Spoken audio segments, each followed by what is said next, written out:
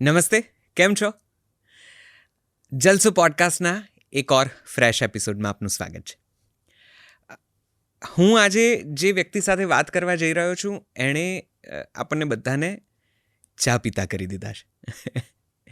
એક એવું વ્યક્તિત્વ કે જે ચામાં અને ચા સાથે જોડાયેલી લાગણીઓમાં એટલી બધી શ્રદ્ધા ધરાવે છે કે આજે ઘરે ઘરે એ ચાનું એક બહુ જાણીતું નામ બ્રાન્ડ બની ચૂક્યો છે. યુવાઓ જે કેફે સાથે સંકળાયા એક જમાનામાં અને કેફેમાં જઈને વાત કરવી કે કોઈકને મળવું તેમને ખૂબ સારું લાગતું અથવા તો અપમાર્કેટ લાગતું હતું, એ જ બિઝનેસમાં તેમણે ચાનો પ્રવેશ કરાવ્યો અને પરિવારોને પણ કેફે સાથે જોડ્યા. હું વાત કરી રહ્યો છું ટી પોસ્ટના નિર્માતા અને મૂળ ચાના આ લોકપ્રિય સ્થાનકના વિચારક દર્શન દાસાણીની. ટીપોસમાં જઈને ચા તમે પીધી હશે, નાસ્તો કર્યો હશે, લોકો સાથે મળ્યા હશો, વાતો કરી હશે ને ઘણી બધી જીવનની કદાચ સરસ મજાની ક્ષણો ત્યાં પસાર કરી હશે. પણ મૂળે ચા વેચવાનો વિચાર તેમને કેવી રીતે આવ્યો?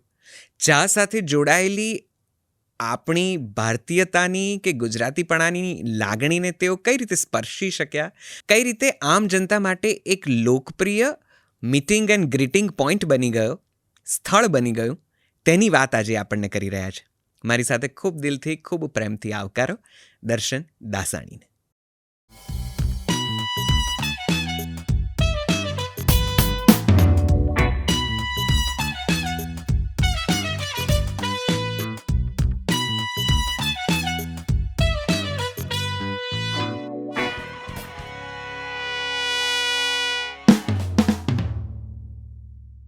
Thank you sir, thank you very much દર્શનભાઈ. આજે આમ તો આપણે એટલી બધી ઓફ ધ રેકોર્ડ વાતો કરીએ છીએ, ઘણું બધું મળીએ છીએ અને હું બહુ હરખભેર તમને એટલા માટે હંમેશા યાદ કરતો હોઉં છું કે જલસોનો આ જે મૂળભૂત વિચાર છે એના પાયાનું જેને કહેવાય કે બળ છે એ ક્યાંક ને ક્યાંક તમારા તરફથી પણ આવ્યું છે આ તરફ. એટલે મારા કેટલાક શરૂઆતના કાર્યક્રમો મેં આપની પ્રિમાઇસ પર આપની જોડે આપના સહકારથી કર્યા છે. એટલે એ વાતની નોંધ લઈને એનો ઋણ સ્વીકાર કરીને આપને આવકારું છું. Thank you very much for joining us. Jalso પોડકાસ્ટમાં સ્વાગત છે તમારું. આમ તમારી કથા, તમારી ગાથા કે તમારી યાત્રા એ બહુ ઇન્સ્પાયરિંગ ઘણી બધી રીતે છે. હું મારી સાથે એને જરા જુદી રીતે સાંકળું છું, પણ મને એક્ઝેક્ટલી યાદ છે કે લગભગ 2013-14ની આસપાસ આપણે ત્યાં આ ફૂડનું અને ટીનું જે બહુ રૂટીન ઘરેલું જે કોમ્બિનેશન હતું એ માર્કેટમાં આવવાની શરૂઆત થઈ. ત્યાં સુધી ચા માત્ર પેલી ટપરી પર કે કીટલી પર આપણે જઈને પીતા ને 2-5 રૂપિયા આપીને એક કપ પી લઈએ. એ આખી ચાના વ્યવસાયને તમે આખો કોર્પોરેટ લુક આપ્યો અને એટલી બધી પોપ્યુલરાઇઝ કરી કે આજે તમારા જેટલા પણ દેશી કેફેના એ પ્રીમિયમ આઉટલેટ્સ હોય કે સામાન્ય આઉટલેટ્સ હોય, બધા જ ધમધોકાર ચાલે છે અને લોકોનું ફેવરેટ સરનામું છે ચાની સાથે કંઈ પણ નાસ્તો કરવાનું અને ચા પીવાનું. Tea Post is your brand and very very very very popular and well known amongst all. મને સૌથી પહેલાં તો એ વાત કરો કે આ ચા વેચી શકાય છે કે ચા લોકો બહાર સ્પેશિયલી કોઈ એક જગ્યાએ આવીને પીએ અને વાતો કરે, આ વિચાર મૂળ ક્યાંથી આવે? ચા નિશિતભાઈ એવું ડ્રિંક છે, પહેલાં તો થેન્ક યુ ફોર કોલિંગ મી હોય. Pleasure sir, pleasure. ચા છે ને, મારા આમ જુઓ તો મેં ચાની શરૂઆત કરી ત્યાર તો 2005થી મને આવો વિચાર હતો કે મારે ચા વેચવી છે અને એકચ્યુઅલ ચાનો કપ વેચવો છે. કારણ કે કોઈ ચાના દુનિયામાં દરેક જાતની ચાની પત્તીની બ્રાન્ડ બધી અવેલેબલ હતી, પણ ટી કપની કોઈ બ્રાન્ડ નહોતી અને કદાચ એનું બહુ જ મોટું માર્કેટ હતું. કદાચ તમે એક્સેલ શીટમાં નાખો તો આ માર્કેટને તમે માપી ન શકો, તમે અંદાજ મારી શકો. કારણ કે તમે અમદાવાદની જ વાત કરો ને તો હું માનું ત્યાં 10,000 વેન્ડર હશે કે જે ચા વેચતા હશે અને દે આર સેલિંગ દેટ પ્રોફિટેબલી. ચા છે ને એ આપણા જહેનની વસ્તુ છે, આપણું મધર ટેસ્ટ છે, આપણે રોજે રોજ પીવાતી વસ્તુ છે દિવસમાં. એટલે કોમોડિટી પ્રોડક્ટ છે કાઇન્ડ ઓફ, આપણા માટે કહી શકીએ તો. બીજું આપણા ઇમોશન આરે, હોટ બેવરેજીસ છે, આપણા ઇમોશન આરે જોડાયેલા છે. એબ્સોલ્યુટલી. મને ચા પીવી એટલી ગમે કે અમે લગભગ અમારી કોઈ પણ મિટિંગો ચા ઉપર જ કરતા. અને મારો વ્યવસાય ચાની પત્તીનો હતો, ટી ગાર્ડન્સ મેં લીધેલું હતું એક જમાનામાં, એટલે ચા સાથે જોડાયેલો હતો. મીનવાઇલ 1-2 ઇન્સિડન્ટ્સ એવા થયા કે people are earning this much out of this. તો મને એમ થયું કે વાય નોટ ધીસ. આપણે મને પહેલાં હતું કે મારે કેફે બનાવવું છે, મોટું કેફે બનાવવું છે. I was very much inspired by Cafe Coffee Day. Correct. કે ભાઈ મને એના વિશે ઘણું બધું હું વાંચતો જોતો, એટલા માટે મને એમ હતું કે કોફીમાં આવડું સર્જન થઈ શક્યું છે, તો વાય નોટ ટી.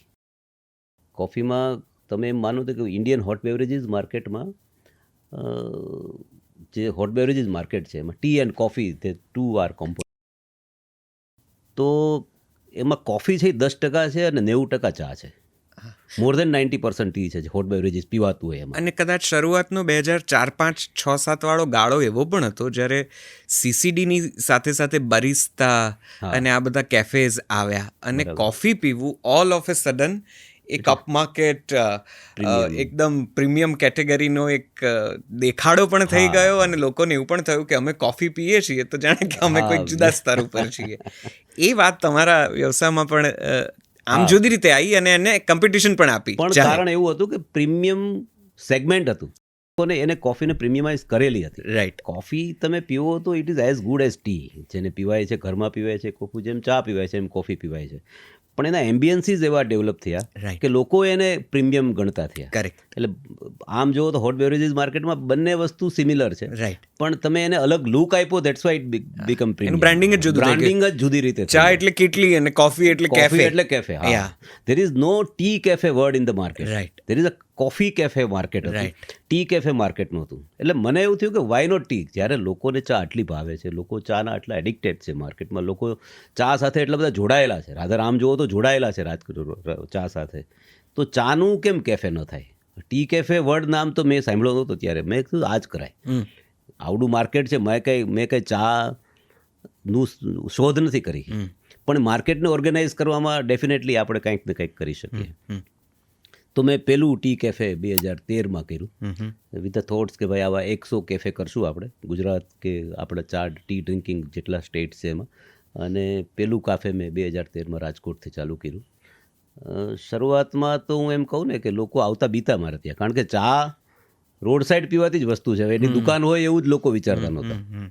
એટલે આમ જોઈને જોયા જાય કે ભાઈ આ શું હશે એમ.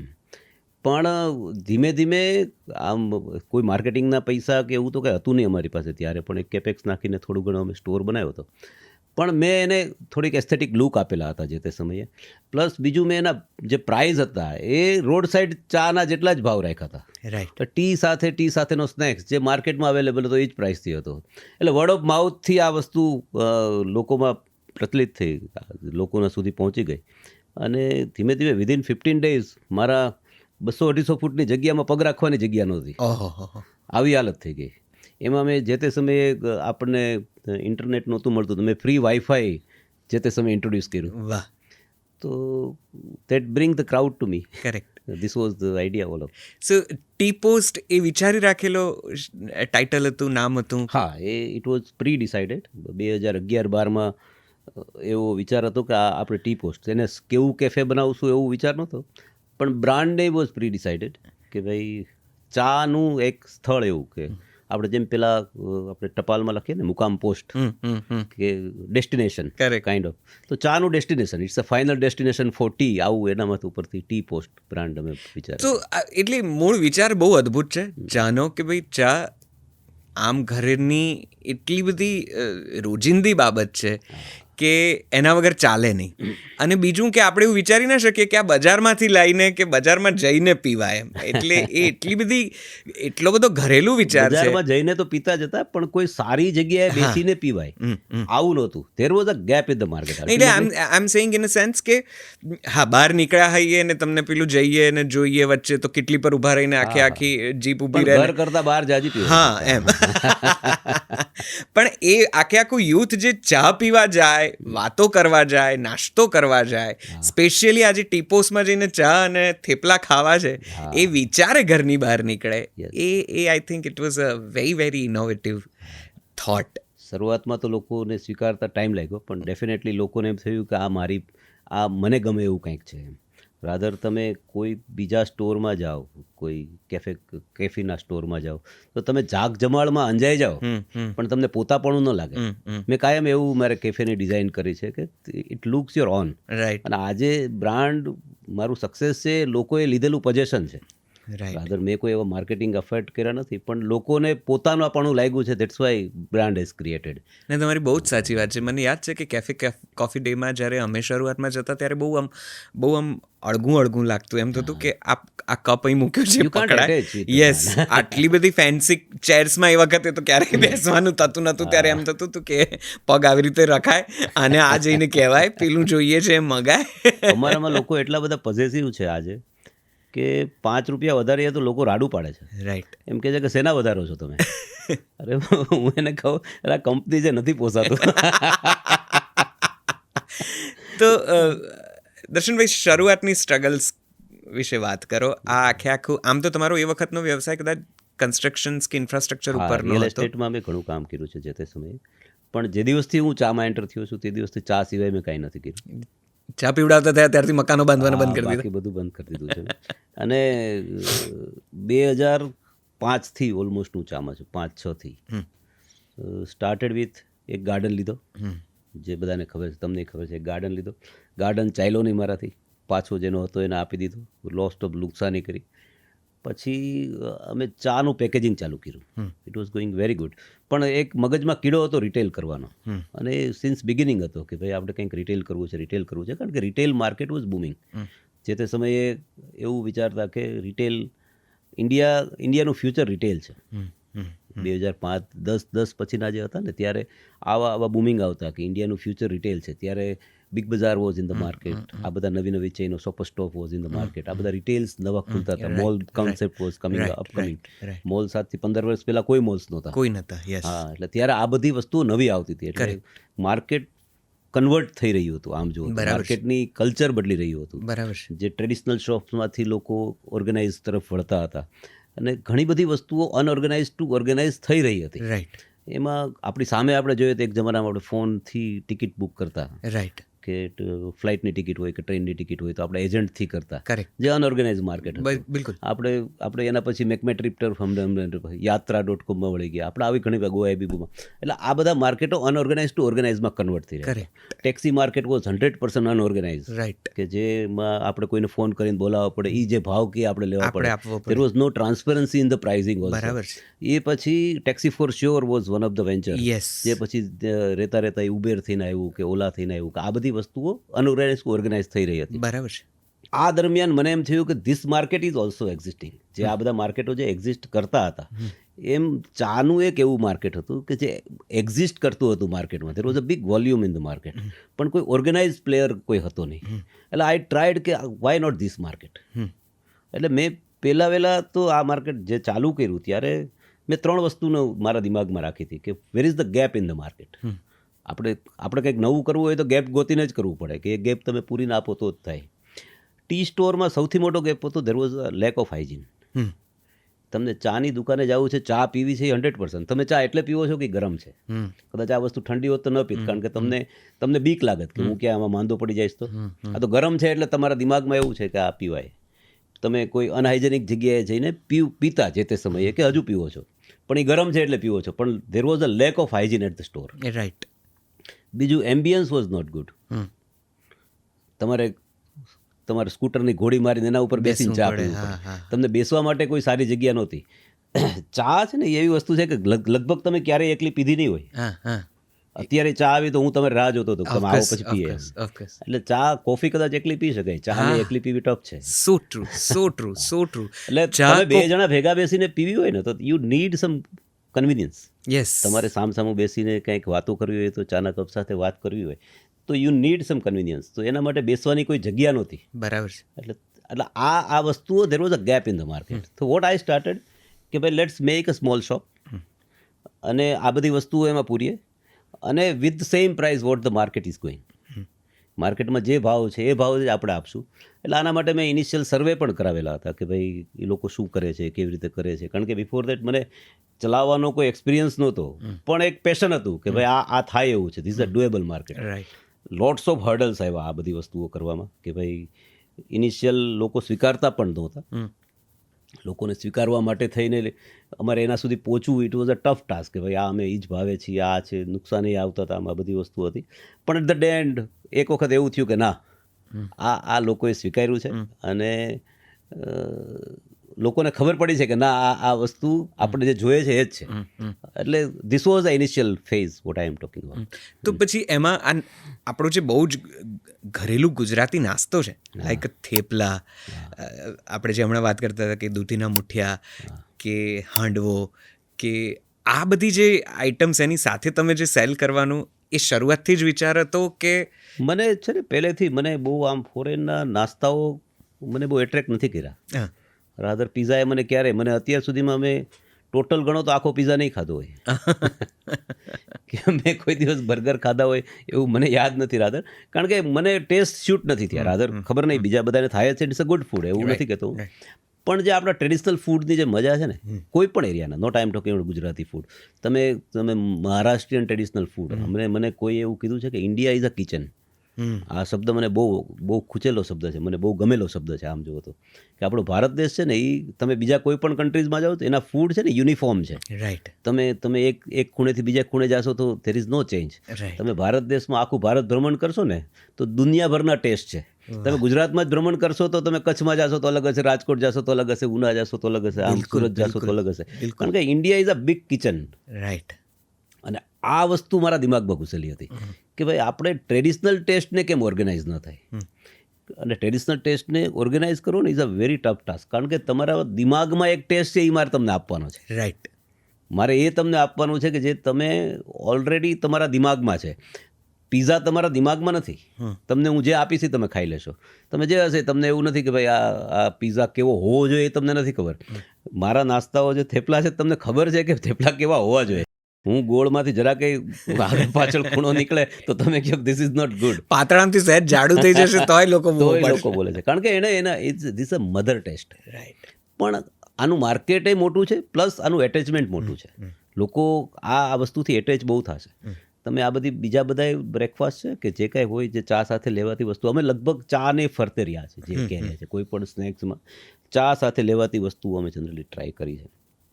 એમાં જનરલી ચા સાથે પીઝા ન ચાલે. એટલે અમે ક્યારેય એવું ટ્રાય નથી કર્યું.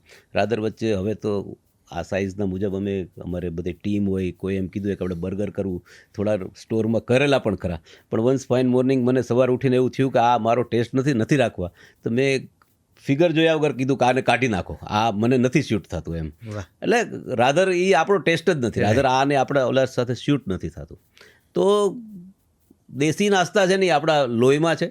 રોજ ખાઈ શકાય એવી વસ્તુ છે. દિવસમાં 4 વાર એ વસ્તુ ખાઓ તો તમને કોઈ એનો તકલીફ થાય કે તમને એવું ગિલ્ટી ફીલ થાય એવું કાંઈ નથી. આ બધા ચીઝ પીઝાવાળા નાસ્તા તમે એકવાર ખાઓ તો તમને સાંજે ગિલ્ટી થાય છે કે સાલું આ ક્યાં ખવાઈ ગયું. એની જગ્યાએ આ જ વસ્તુ તમે સાંજે પાછા આવશો તો you can eat many times in a day. એ મૂળ વિચાર હતો કે એના લીધે હા, એટલે મારું એટ્રેક્શન હતું. રાધર મારો આમ જુઓ તો મારા જૈનમાંથી બહાર નીકળેલું છે. એટલે મને જેવું હતું કે ચા સાથે લેવાતા બધા દેશી નાસ્તાઓ મારે સાથે રાખવા, એટલે જેટલા થઈ શકે એટલો મેં પ્રયત્ન કર્યો છે. તો આ એક સ્ટોર કર્યો અને એમાંથી અનેક સ્ટોર, અને પછી તો you just try to add new innovative ideas into your chain. એટલે ઘણા બધા પછી તો આખો દેશી કેફેનો વિચાર ઉદ્ભવ્યો, પછી ટીપોસની એક પ્રીમિયમ લાઉન્જ ઉદ્ભવી, પછી એક પાર્ટી સ્પેસ તમે ક્રિએટ કરી.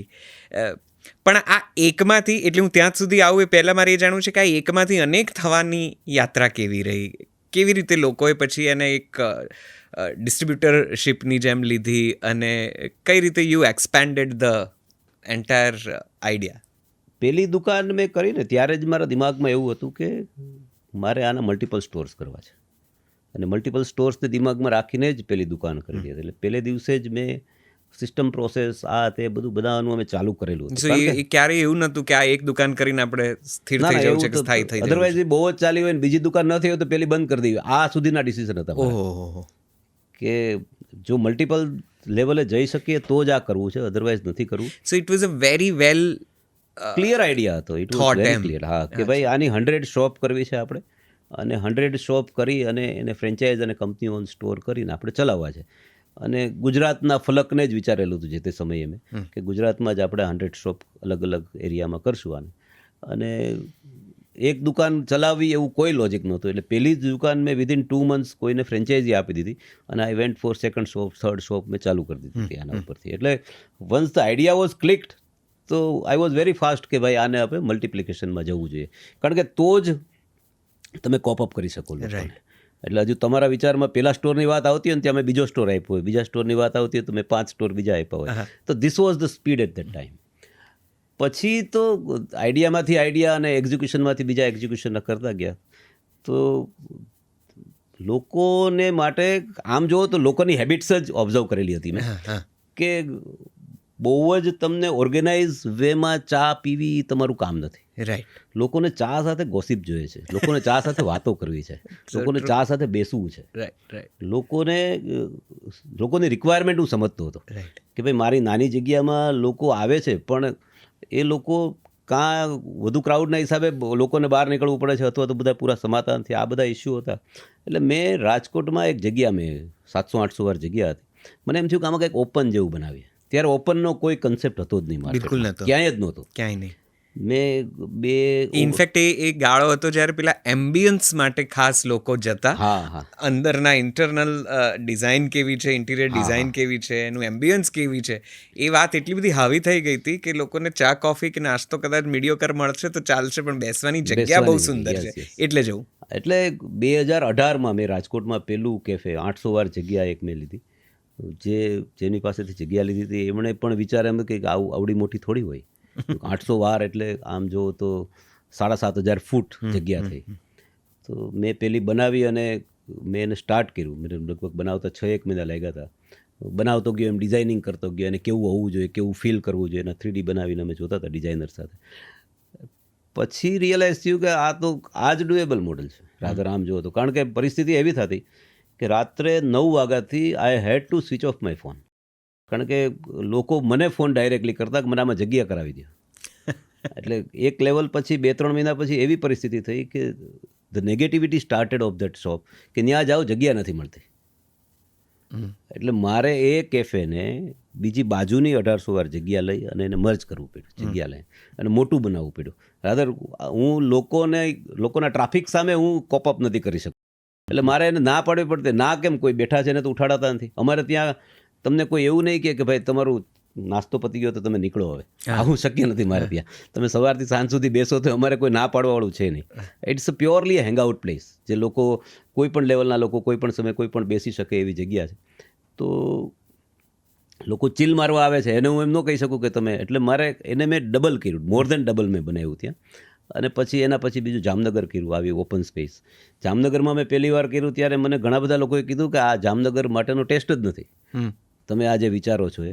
મારા લેન્ડલોર્ડ મારી એક્ઝિસ્ટિંગ જગ્યા જોવા રાજકોટ આવ્યા કે આ લોકો શું કરે છે, કે ભાઈ આ ચાલશે કે નહીં ચાલે, મારી જગ્યામાં આ કરશે, પૈસા નાખશે અને ફેલ જશે. તો મેં એમને એવી ચેલેન્જ આપી હતી કે જો મારું આ ચાલશે ને 1 વર્ષમાં આ એરિયામાં આવા 10 કેફે હશે. મેં એમને સામે ચેલેન્જ આપી હતી જે તે સમયે. એટલે ઓલ કેમ ટ્રુ. પછી અમદાવાદ કર્યું, પછી સુરત કર્યું, ભાવનગર કર્યું, બધી જગ્યાએ ઓલ આર ડુઈંગ વેલ. અને આમ જો તો કહી શકું કે એક કાફે મારું એવું છે કે આવડી મોટી ચાની દુકાન હોય જ નહીં. એટલે અમારો દાવો એવો છે કે આ દુનિયાની સૌથી મોટી ચાની દુકાન છે. અને જે બહુ સાચો છે, હું તો એ યાત્રાનો બહુ જરા દૂરથી પણ આમ સહભાગી જેવો જ ગણું છું મારી જાતને. અને મેં તો 2014થી જોડાયો. 14થી હું તમારી સાથે છું ને હું એકદમ, એટલે જેટલું હું જલસો ને ફૂલતો ફાલતો કે વિસ્તરતો જોઉં છું ને એટલું જ સમાંતરે દેશી કેફેને જોઉં ને ત્યારે મને, હું અમારા ટીમ મેમ્બર્સમાં અંકિત છે, તમે જાણો છો, અમે ઘણી વાર એમ કહીએ કે જલસો અને દેશી કેફે કે ટી પોસ્ટ બંનેનો ઉદ્ભવ વિચાર બંને સાથે થયો છે, બંને સાથે વિકસ્યા છે. એટલે દેશી કેફેનું કરવું કે પ્રીમિયમ લાઉન્જ સુધી પહોંચવું. પણ એક વસ્તુ બહુ તમે વાત કરી એ પણ મારે ખાસ તો જાણવી છે કે દરેક શહેરનો પોતાનો એક જુદો મિજાજ હોય છે, દરેક શહેરનો પોતાનો એક જુદો ટેસ્ટ પણ હોય છે. અમદાવાદને અમુક રીતે ચા પીવાની આદત છે, વડોદરાને જુદી રીતની છે, સુરતવાળાઓને કંઈક જુદા પ્રકારની ચા ભાવે છે, ને રાજકોટમાં એ ચા પીધો થઈ જાય ત્યારે એનો સ્વાદ અને એની સુગંધ પણ કદાચ બદલાઈ જાય છે. તો બધી જ જગ્યાએ આ ચેલેન્જ નડી તો હશે ને કે શહેર પ્રમાણે આ ચા આમ એવું નથી. આપણે કહીએ ને તો ચાનો ટેસ્ટ ડેફિનેટલી જે ટ્રેડિશનલ લેવલે ચાનો ટેસ્ટ અલગ અલગ હોય છે, પણ મોરઓરલેસ તમે જો બેસ્ટ ચા આપો, અમે અમારા ઇન્ગ્રેડિયન્ટ સાથે બહુ જ કોન્શિયસ છીએ. We always use a Assam high grown tea. અને સારી વસ્તુ બનાવવા માટે સારા ઇન્ગ્રેડિયન્ટ્સની રિક્વાયરમેન્ટ છે, બહુ ટેકનોલોજીની જરૂર નથી. આમ જોઈએ તો અમે એવું માનીએ છીએ પર્સનલી, થોડા ઓલ્ડ સ્કૂલ વિચારો છે અમારે, બરાબર પણ પર્સનલી અમે એવું વિચારીએ છીએ કે સારી વસ્તુ આપવા માટે સારા ઇન્ગ્રીડિયન્ટ્સ, એટલે વી find always best ingredients in the market. અને સારો ટેસ્ટ બધાને ગમે જ છે કોઈ પણ જગ્યાએ.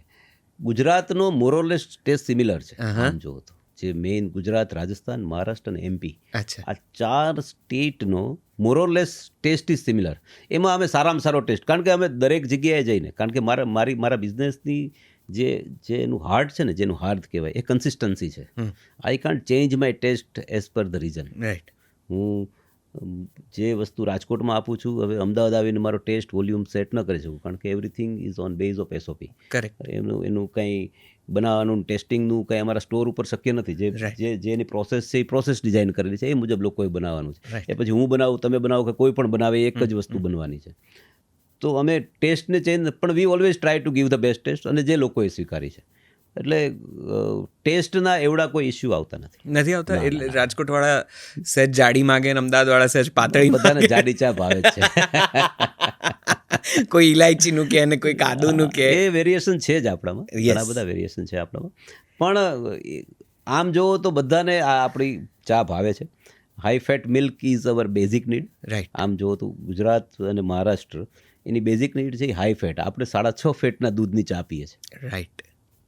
જે આપણી બેઝિક નીડ છે. હવે આ બધું તમે નોર્થમાં જાઓ તો એના ફેટ ડાઉન જાય છે ને વોલ્યુમ મોટું થાય છે. એ એની હેબિટ છે. રાધર એ લોકો, આપણી હેબિટ છે ને, that is not more than 65 ml.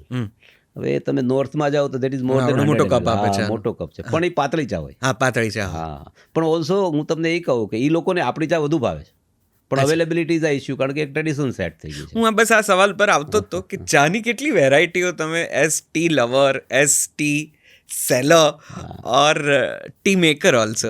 સો ચાની આખી દેશમાં ફરીને કે દુનિયામાં તમે તો ફરો છો, કઈ વેરાયટી જોઈ, કેવા ચાના વેરિએશન્સ જોયા, ચામાં શું વિવિધતા તમે જોઈ, માણી, એના વિશે? આપણા ઇન્ડિયામાં ચા પીવાની જે પેટર્ન છે ઓલમોસ્ટ સિમિલર છે. આમ જો તો આપણે દૂધ અક્રોસ ધ નેશન દૂધ, ચા અને ખાંડ, આ આપણે વધુમાં વધુ પીવાય છે. ક્યાંક દૂધ વધારે હોય છે, ક્યાંક પાણી વધારે હોય છે, ક્યાંક ચાના અલગ અલગ એરિયાની ચા. ઇન્ડિયામાં ચા 3 જગ્યાએ થાય છે. એક આસામ, બેંગાલ અને સાઉથ. એમાં બેસ્ટ ટી જે કહી શકાય આસામની ગણાય.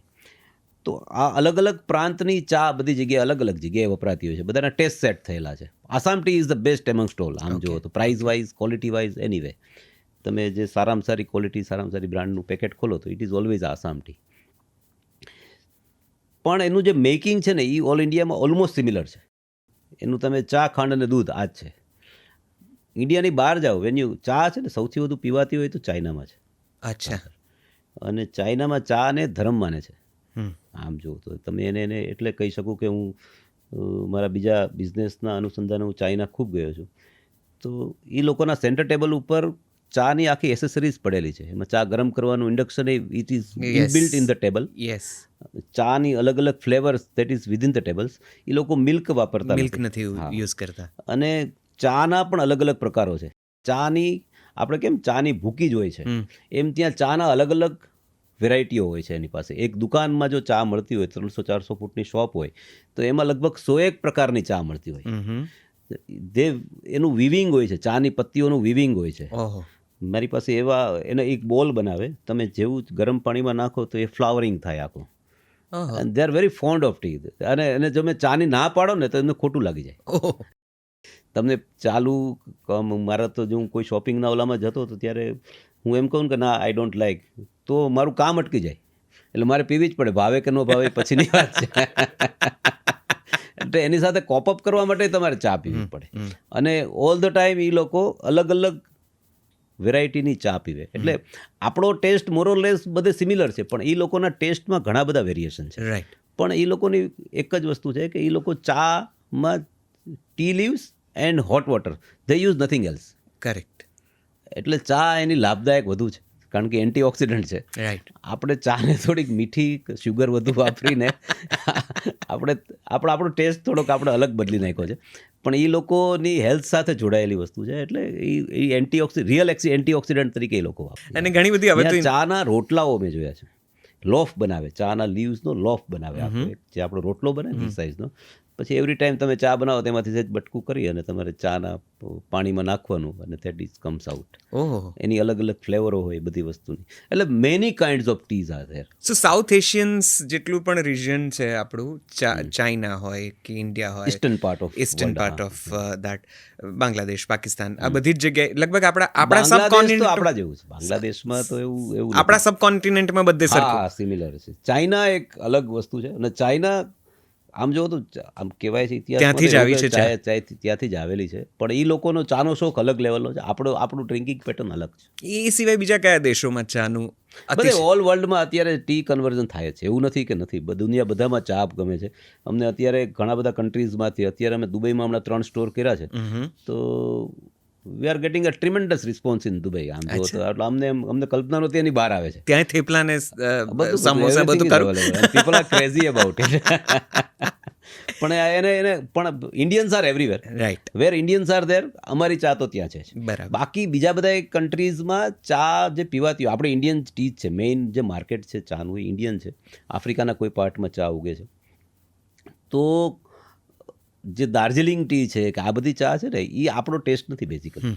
દાર્જિલિંગ ટી કદાચ તમને હું આપું તો તમને મને ભાવે પણ નહીં. અચ્છા, પણ એ ચા એક્સપોર્ટ યુરોપિયન કન્ટ્રીઝમાં દાર્જિલિંગ ચા વધુ પીવાય છે, રાઈટ. અને એટલે જ એનો ભાવ વધારે છે. ચાના વિશે એક વાત બહુ જ ઘણી વખત, ઘણા વર્ષોથી ઘણા લોકોના મોઢે સાંભળી છે કે બેસ્ટ જે ટી છે એ તો આપણે એક્સપોર્ટ કરી દઈએ છીએ. એવું કાંઈ આપણને ત્યાં બહુ સારી ક્વોલિટીની ચા નથી મળતી, અથવા તો આપણે જે રોજિંદી વાપરીએ છીએ એ બહુ સારી ક્વોલિટીની ચા નથી. સારામાં સારી તો બહાર વિદેશોમાં જતી રહે છે. આપણો ભારતીય કોઈ નબળો છે નહીં. આપણો ભારતીય લાખો રૂપિયાની ચા પી શકે એમ છે. એટલે કોઈ સારી ચા બહાર હોય જાય ને ખરાબ ચા આપણા માટે એવું છે નહીં. આપણા ટેસ્ટની ચા નથી એ બહાર જાય છે. જે આપણા ટેસ્ટની ચા છે આપણને મળે જ છે, અને આપણે પીએ છીએ. That is best available T in the market. હવે તમે એને ઓવર હાઇપ કરીને એમ કહો કે લાખ રૂપિયાની ચા છે, તો હવે એ કોઈ એનો મતલબ એ નથી કે એ વસ્તુ બહુ સારી થઈ ગઈ છે. એ લોકોનો ટેસ્ટ છે. દાર્જિલિંગ ચા હું ને તમે અત્યારે મૂકીએ તો it is not our daily taste. Right. અને એ છે ને, એ ફેન્સી માર્કેટ છે. કોઈને વેલ્યુએશન બતાવવા માટેની વસ્તુ છે. બાકી કોઈ એમાં એવી હાઈપ નથી. અને આ આખા દેશમાં સૌથી વધારે ચા કન્ઝ્યુમ કરતા સ્ટેટ્સ કયા હશે તમારા બિઝનેસ પ્રમાણે કે તમારા રેવન્યુ? ગુજરાત. ગુજરાત, હા, ગુજરાત ઇઝ નંબર 1. કારણ કે સૌથી વધુ જો ટી કન્ઝમ્પશન થતું હોય તો ગુજરાત અને મહારાષ્ટ્ર એ 1-2 ક્રમમાં આવતા દેશો છે. અને એની સાથે નાસ્તો ને એ બધું પણ પ્રોપર? હા, એ તો પછી નાસ્તા બધા રિજિયોનલ છે. આપણે મહારાષ્ટ્રમાં જાઓ તો મહારાષ્ટ્રના રિજનનો નાસ્તો હોય છે. પછી તમે રાજસ્થાનમાં જાઓ તો એ લોકો સાથે કચોરી ખાતા હોય છે. ટૂંકમાં બધાના પોતપોતાના ટ્રેડિશન છે. સો ટી પોસ્ટ અત્યારે આખા દેશમાં ક્યાં ક્યાં અવેલેબલ છે? ક્યાં ક્યાં સુધી તમે પહોંચી ગયા છો? ગુજરાત અને મહારાષ્ટ્રમાં તો છીએ અમે રાધર અત્યારે. રાજસ્થાન છીએ અને દુબઈ છીએ. એક દેશી કેફેનું બહુ જ વચ્ચે વાત આવી ને પછી આપણે જરા બીજી જગ્યાએ જતા રહ્યા. પણ દેશી કેફે એક બહુ જ, તમે કીધું એ પ્રમાણે કેફેનો બહુ જ એકદમ દેશી જ વિચાર છે. એ પહેલાં જે પ્રમાણે CCD ને બારિસ્તા અને બાકીના કેફેઝની એક જમાનામાં બોલબાલા હતી, એ બધાનો ધંધો તમે ડાઉન કરી નાખ્યો. ના, માર્કેટ મોટું થાય છે. રાધર પ્લેયર્સો ખૂબ આવે છે માર્કેટમાં. માર્કેટ ઓર્ગેનાઇઝ થાય છે. કોફીના માર્કેટમાં Starbucks is dominating entire market, અને એની સામે ઇન્ડિયન્સ કેટલા બધા પ્લેયર્સ આવે. બ્લુ ટોકાઈ જો હજુ અમદાવાદમાં તો નથી, પણ હવે આવી રહ્યું છે. એક થર્ડ વેવ કોફી છે, they are also coming in the market. તો પણ quite an upmarket, it's a upmarket business. It's not a daily routine બેસી શકાય એવી. સ્ટારબક્સ હજી લગભગ 2 વર્ષથી આપણે ત્યાં આવ્યું છે, અને 4-1 વર્ષ. હા, એટલા નાના સમયગાળામાં. એ પહેલાં મુંબઈ, દિલ્હી કે મેટ્રો સિટીઝમાં હશે, પણ એને હવે જે કહેવાય કે સ્મોલ ટાઉન્સમાં કે સ્ટેટ્સના ટાયર 3 સિટીઝ. પણ હવે નાના સેન્ટરની પેઇંગ કેપેસિટી વધી ગઈ છે. દે don't mind to pay 500 rupees 600 rupees for that. એક જમાનામાં એવું હતું કે 500 રૂપિયાની વસ્તુ થોડી લેવાય આપણાથી. પણ હવે લોકોની ડિસ્પોઝલ ઇન્કમ વધી છે. રાઈટ. અને નાના tier 3 cities are more potential comparatively. Right, right. તો હવે બધી જ કંપનીઓના પ્લાન છે કે તે go downwards to tier 3, tier 2 cities. એ દરમિયાન દેશી કેફે એટલું બધું સુંદર રીતે ઝળક્યું છે કે આજે જો હું બહુ બિલકુલ એક્ઝાઝરેટ નથી કરતો, મેં SBRની એ રોનક પણ જોઈ છે જ્યારે ખાલી ત્યાંથી એક રસ્તો પસાર થતો હતો અને પછી કદાચ બીજા 2-4 બ્રાન્ડની સાથે તમે પાછળ દેશી કેફે ઊભું કર્યું, તો ત્યારે ત્યાં લગભગ આસપાસ ખેતરો હતા. અમારું પણ ખેતર જ હતું. અને આજે એ જગ્યાએ પગ મૂકવાની જગ્યા નથી એ રસ્તા પર. પણ આજે પણ આજુબાજુમાં કોઈ પણ નવું રેસ્ટોરન્ટ આવે છે તો એના એડ્રેસમાં ટી પોસ્ટની સામે ટી પોસ્ટની બાજુમાં આવું જ લખે છે. સો દેશી કેફેનો મૂળભૂત વિચાર અને એનું ડેવલપમેન્ટ કેવી રીતે કેફેના આખા સેક્ટરમાં કેવી હા, રીતે? એટલે મેં તમને કીધું ને કે ઓપન કેફે હતા નહીં. લોકોની નીડ એવી હતી કે ભાઈ મને એવું લાગતું હતું કે લોકોને આવી જગ્યાની રિક્વાયરમેન્ટ છે, લોકોને આવી નીડ છે કે ભાઈ રાત્રે બેસવું છે. બેસવું છે, રાત્રે જવું છે ક્યાંય, રાત્રે જઈને બેસવું છે રાધર. તો રાધર હું એવું કહી શકું કે દેશી કેફે આવ્યા પછી લોકો એકબીજાના ઘરે જતા બંધ થયા છે, રાધર બે ભેગા થઈને મારે ત્યાં આવતા થયા છે. અને મને કાયમ છે ને એક એટ્રેક્શન રહ્યું છે કે my cafe should be always a family cafe. Yes, મેં કાયમ મારું એક એટ્રેક્શન, હું કાયમ એને એવું બનાવવા માગું છું કે ફેમિલી સાથે લોકો આવે. ફેમિલી સાથે આવવાથી શું થાય છે, અમારા માટે શું ફાયદો છે રાધર, કે એ લોંગ ટર્મ એની બ્યુટી રહે, લોકો એટેચ થાય ફેમિલી સાથે. તમે સિંગ્યુલર લોકો આવશે ને તો એનાથી એની લોંગ ટર્મ બ્યુટી નથી આવતી. લોકો ટ્રાન્સફર થાય છે ક્યાંય ને ક્યાંય, ફેમિલી સાથે લોકો એટેચ થાય છે. મારા કેફેમાં હવે હું તો એવું કહી શકું કે મારા કેફેમાં રેગ્યુલર બેસતા લોકોમાં કેટલી સગાઈઓ થતી હશે, કેટલા બિઝનેસ ડીલ થતા હશે. રાધર મારે ત્યાં જાઓ ત્યારે આ જ કામ થતું હશે, કેટલા બધા છૂટાછેડાઓ પણ થતા હશે. પણ હું એવું ઈચ્છું કે આ બધું સ્મૂથ થાય છે. I am the media for this people. આ ફેમિલીને કેફે સાથે જોડવાનો વિચાર પણ બહુ યુનિક છે. એટલે તમારી ફેમિલી કેફે હતું જ નહીં મારે, હતું જ નહીં. હું એ જ કહેવા જતો હતો કે ત્યાં સુધી કેફેમાં જવું એ બહુ એક કપલ ગોલ જેવું હતું. ગોલ હતું, તમે તમારી લવરને લઈને પ્રેમિકાને લઈને જઈ શકો, આવું એક જગ્યા હતી. કેફે એટલે એના માટે યંગસ્ટર માટેની જ વસ્તુ હતી. મારો વિચાર એવો હતો કે મારે નાના છોકરાથી માંડીને સિનિયર સિટીઝન સુધીના લોકોને મારે ત્યાં આવવું. અને ટ્રેડિશનલ નાસ્તા એમાં ખૂબ મોટો રોલ ભજવ્યો છે રાધર. આમ જુઓ તો અમે ટ્રેડિશનલ નાસ્તાઓ જેમાં ઇન્ટ્રોડ્યુસ કર્યા છે એણે આ વસ્તુને વધુ પુશ આપ્યું છે.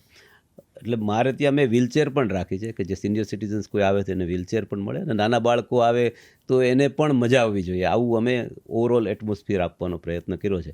અને આવા cafe there was a gap in the market કે લોકો ફેમિલી સાથે કોઈ કેફે, રેસ્ટોરન્ટમાં ડેફિનેટલી જતા બધા, રાઈટ, પણ કોઈ કેફેમાં ચીલ મારવા જવું તો એના માટે કોઈ જગ્યા નહોતી. અને આજે પણ તમારા કેફેમાં કદાચ smoking is not allowed. Smoking મેં પહેલેથી જનરલી એવોઇડ કરાવ્યું છે, અને મેં વેચવાનું પણ એવોઇડ કર્યું. કારણ કે આમ જુઓ તો ચા સાથે સ્મોકિંગ છે ને એ ડાયરેક્ટલી એટેચ છે. રાઈટ, લોકોને ટી એન્ડ સ્મોકિંગ. પણ મને થોડુંક એવું છે કે મને સ્મોકિંગના પૈસા નથી જોઈતા, એટલે હું સ્મોકિંગને મારી સાથે એટેચ નથી થવા દેતો. એટલે ફ્રોમ ડે વન મેં મારે ત્યાં સ્મોકિંગ એલાઉડ નથી કર્યું. ક્યાંય એવું હશે બહુ કમ્પલસરી હશે બહારનો જો સ્મોકિંગ, હું વેચતો નથી, લોકોને પીતા રોકાવી નથી શકતો, પણ હું વેચવાનું મેં ઓલવેઝ એવોઇડ કર્યું છે. બહુ જ હાઈ મોરલ ગ્રાઉન્ડ્સ ઉપર તમારા દરેક સેન્ટર્સ પર એક્ટિવિટીઝ અને સેલિંગ થતું મેં જોયું છે. અને આ ફેમિલી કેફેવાળો વિચાર તો એટલો અદ્ભુત છે દર્શનભાઈ, કે મને ખ્યાલ છે દેશી કેફેમાં વેઇટિંગમાં ફેમિલીમાં લોકો પહેલાં જેમ રેસ્ટોરન્ટમાં બહાર આઉટસાઇડ વેઇટ કરતા હોય, એમ આખું ધાડું બહાર રાહ જોતું હોય, એમાં એને ખાવું હોય ખાલી મુઠિયા કે ઢોકળા કે પાપડી ખાવી હોય ને ચા પીવી હોય. કેફેમાં ફાફડા મળવા ને, ફાફડા છે ને એ રોડ સાઈડ મળતી વસ્તુ. રાઈટ, આમ જુઓ તો છાપાની પસ્તીમાં લોકોએ ફાફડા ખાધા છે. બિલકુલ બિલકુલ. એને ઓર્ગેનાઇઝ કરવાનો મને એક વિચાર હતો કે વાય નોટ ધીસ. મને ખૂબ લોકોએ, મેં જ્યારે ચાલુ કર્યું ત્યારે ખૂબ લોકોએ કીધું કે કંઈ ફાફડા થોડા કેફેમાં હોય. એટલે મેં કીધું જે નથી એ જ નાખવું છે ને આપણે, બાકી તો છે બધું. પીઝા પાસ્તા તો અવેલેબલ જ છે, તમે 10 ડગલા અવેલેબલ છે. Why not this. અને આપણને આપણા ફૂડનું ગૌરવ છે ને રાધર. આમ જુઓ તો આપણા ફૂડનું જે ટેસ્ટ છે એનું આપણને પ્રાઉડ હોવું જોઈએ. એટલા માટે મેં એને વધુ ઓર્ગેનાઇઝ કરવાનો પ્રયત્ન કર્યો. અને આજે મારી ફાફડા હોટ સેલિંગ પ્રોડક્ટ છે. મારું કેફે રાધર મારા કેફે કરતાં ફાફડાથી વધુ ઓળખાય છે. વાહ વાહ. એક બીજો પણ દેશી કેફેની એક બહુ મોટી પ્રવૃત્તિ અને તમારો અંગત રસનો વિષય છે એ ભાષા, આપણું સાહિત્ય, આપણું સંગીત. અને દેશી કેફેનો એક આખો એરિયા, એક આખો જગ્યા તમે ફાળવી છે આવી કલાકીય પ્રવૃત્તિઓ માટે, જ્યાં કલાકારો આવીને ઓપન માઇક્સ કરે છે, કવિ સંમેલનો યોજાય છે. અમે કેટલા બધા વાચિકમના કાર્યક્રમો તમારા દરેક સેન્ટર પર મોટે ભાગે કર્યા છે. હવે તો ત્યાં નાની નાની કોન્સર્ટ્સ થાય છે, કવિતાના કાર્યક્રમો થાય છે, સાહિત્યના કાર્યક્રમો થાય છે. આ વિચાર પણ બહુ યુનિક છે. કોઈ પણ કેફેમાં ત્યાં સુધીમાં એક જગ્યાએ ક્યારેક કોઈ ગિટાર વાગતું હોય ને મ્યુઝિક સાથે કોઈ તમે કેન્ડલ લાઇટ ડિનર માણતા હો, ત્યાં સુધીનું બરાબર હતું. હતું, પણ કમ્પ્લીટલી ભાષા, સાહિત્ય, આપણી ધરોહરો બધી ત્યાં જઈને પ્રસ્તુત થવી અને આખો મંચ મૂકી દેવો લોકો માટે. મોટાભાગની ઇવેન્ટ્સ ઓપન ફોર ઓલ હોય છે. there is no tickets, no nothing, registration and then you can go.